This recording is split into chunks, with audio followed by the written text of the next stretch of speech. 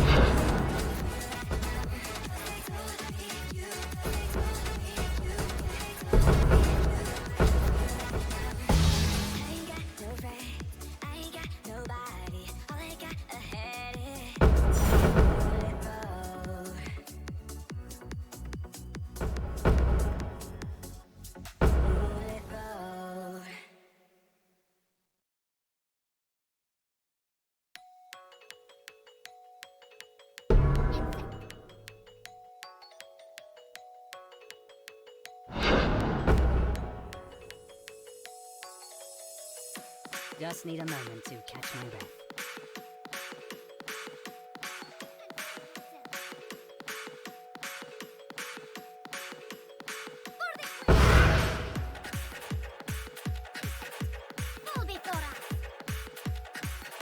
It will be with an army of thousands. Low on money.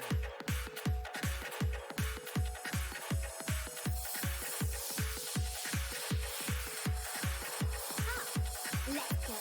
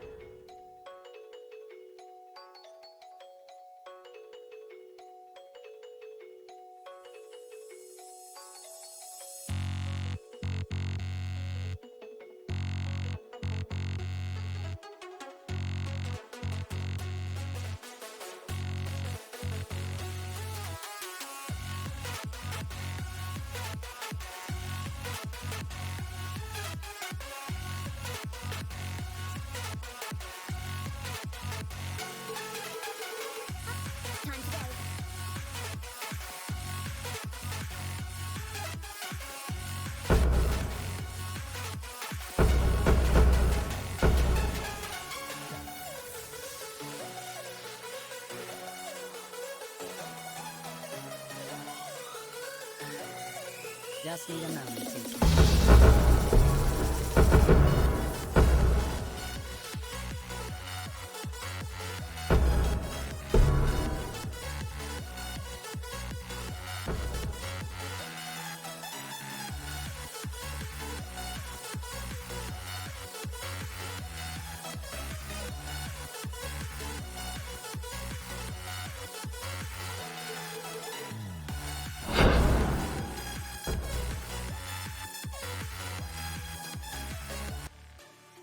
Alright guys, let's talk about this build. This is a crazy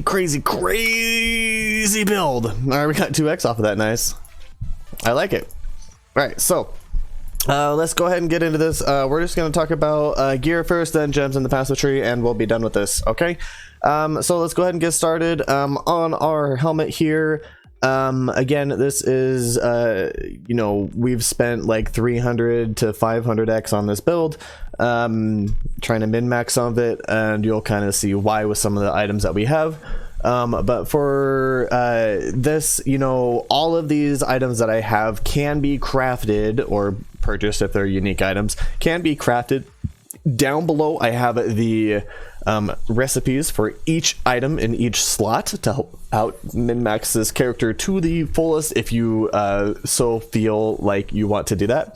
We'll go ahead and get started with what we got on the helmet. The most important thing on this is actually critical strike multiplier is going to be the most important for this build, followed by life and the mana reduction and power charge. So you kind of have 4 things that are really important, but I would say the 2 most important things are the power charge and the global critical strike multiplier. Okay, those are the 2 things that you really need on this build.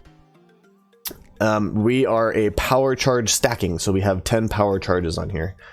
Our weapons are both exactly the same, and these are amazing.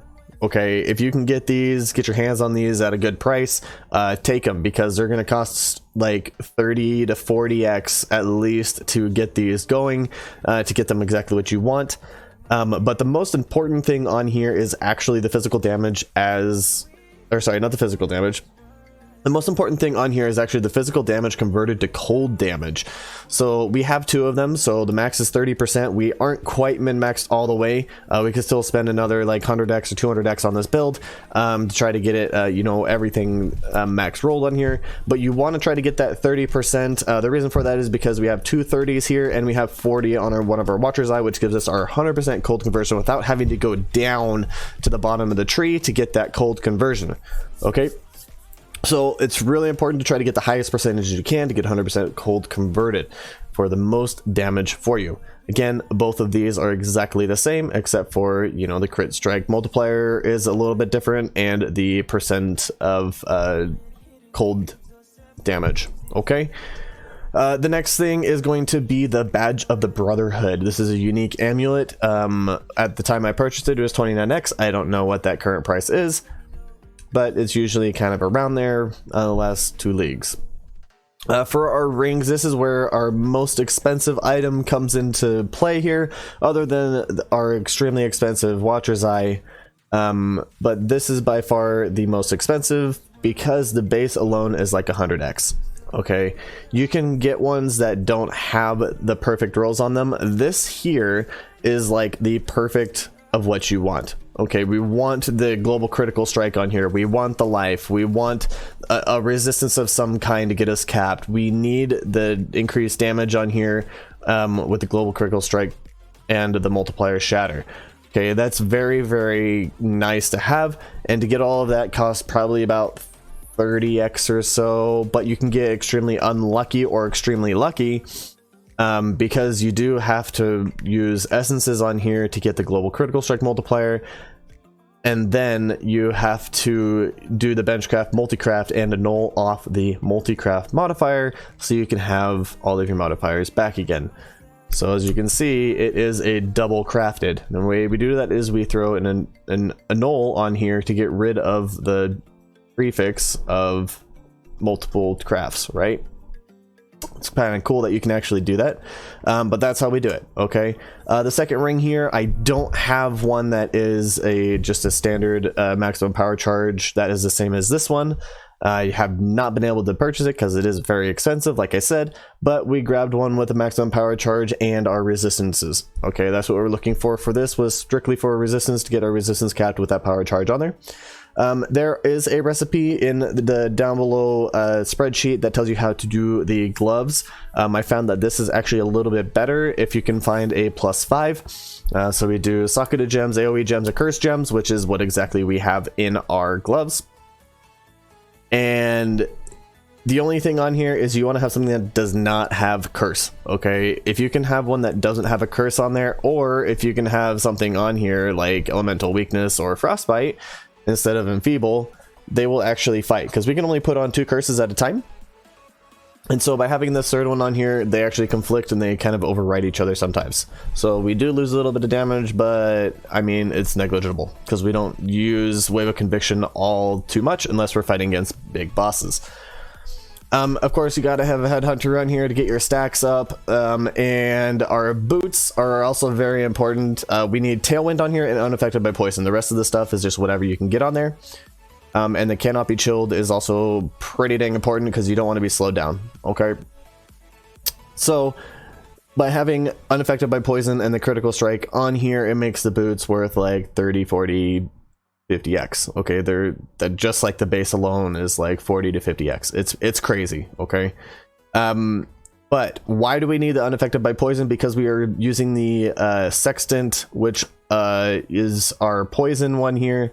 So 12% of the damage for each poison on us is, or we get 12% increased damage, right? So we're constantly at, I think we're running at like 75 to 100 like non-stop in that last map. So we're getting anywhere from 1,000 to 1,200% increased damage for our damage.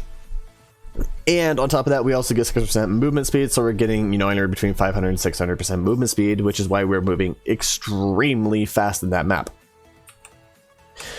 So the next item we have are our flasks. So we have a Cinder Swallow at Ziri's Promise, a Quicksilver Flask, a Diamond Flask, and a Bottled Faith. Now for the gems in our helmet, we're going to go with the Herald of Purity, Enlightened Support, Hatred, and Zealotry. In our one hand, we have Enduring Cry with increased duration and Righteous Fire. Vol Righteous Fire. And in our other side, we have Flame Dash with Second Wind Support, and we do have an open socket, so we actually put in Portal here, so we don't have to worry about Portal scrolls. In our chest piece, which is the most important one, we have our Blade Vortex. I highly recommend getting 2123. It is a very, very significant damage increase. I'm talking millions of damage from a 2020. Followed by Unleash Support, Inspiration Support, Controlled Destruction, and Power Charge and Critical Strike with Concentrated Effects Support. Again, you can get Awakened Gems in here to make it even more min-maxed. Again, this is going to add to your cost. In our gloves, we have Wave of Conviction, Awakened Hedge Tech Support, Elemental Weakness, and Frostbite. In our boots, we have Withering Step, Immortal Call, Second Wind Support, and Cast Wind Damage Taken. Alright, so our Withering Step we actually use as our main movement skill, and the reason we can do that when it's linked with a Cast Wind Damage Taken is because the Cast Wind Damage Taken is only a level 6, which gives a required level 48, and our Withering Step is a 70, so therefore we can still use it. And it is still taking the bonus from the Second Wind Support, which is very, very helpful. Alright, let's look at the tree. So, we are going with the Assassins, so we're going to take Noxious Strike, Unstable Infusion, Deadly Infusion, and Mistwalker. Those are our Ascendancy points. And the most important thing here is the POB is down below. You can also check it out there. The most important thing that you want to look for is, one, you're going to need the Golden Rule, because we're going to inflict poisons on ourselves so that we can get the poison stacks to get our damage through the roof. We're talking, between 300 to like 400 million damage. Okay, it's crazy damage, and it might actually be higher than that. There's no way to really calculate it because they don't have that calculation in POB at the moment. So we need the Golden Rule, so that goes back to us. The other one that is vitally critical is the Watcher's Eye. The reason for that is we want the physical damage converted to cold damage while affected by hatred. Okay, that is right there, not too expensive. Couple X or something if you want just the physical damage converted to cold damage with hatred.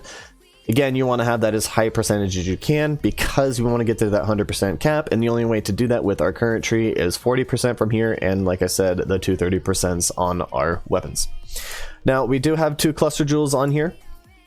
The cluster jewels, both of the cluster jewels need to have a Vengeful Commander on them, and then the other four that are going to be on there can be mixed and matched depending on each cluster, so it doesn't matter. They don't have to be exactly Blast Free and Doriani in this one, and the other one doesn't have to be exactly Blanketed Snow and Widespread Destruction. So you do want to have those 4. So we do need to have Blanketed Snow, Widespread Destruction, Blast Freeze, and Doriana's Legion in some mix and match between the 2 clusters. You can either have them the same or you can have them mixed. As long as you have them, then you're good. All 4 of our small clusters are going to be a Towering Threat and Vast Power. If you can get resistances on here, that is going to be very helpful, or Dexterity, as we are a little bit Dexterity starved in this build. So it is very nice to have a Dexterity on one of your type of gear, or if you can get it in the medium clusters, that also helps. Now we are also using this glorious vanity here of Doriani. This gives us our Corrupted Soul, which 50% of non-chaos damage taken bypasses energy shield, so it just goes straight to our life, but 20% of maximum life as extra maximum energy shield, so we get a huge bonus to our energy shield. Over here on the left side, we have a Thread of Hope with a medium ring to give us our 3 extra damage nodes, as well as extra mana and Arcane Surge when we kill an enemy. So always be capped out at Arcane Surge because we're killing enemies non-stop. The rest of the tree as follows. So we're looking at all the power charges. We grab every single power charge we can on the top and left side. And then we are looking at the rest of the jewel sockets, which are basically life resistances and a crit multi while dual wielding. So if you can get all 3 of those together, excellent, and you do want to have one of them with a corrupted blood. If you can get one with corrupting blood, excellent. That means you're going to be able to not die as much, and you will survive more maps than not. All right. That's it for this build. Thank you for joining me again. Don't forget to like, subscribe, and ding the bell for future videos. We will be uploading videos every Tuesday, Thursday, and Saturday, as close to those times as possible. And until the next video, guys, peace out.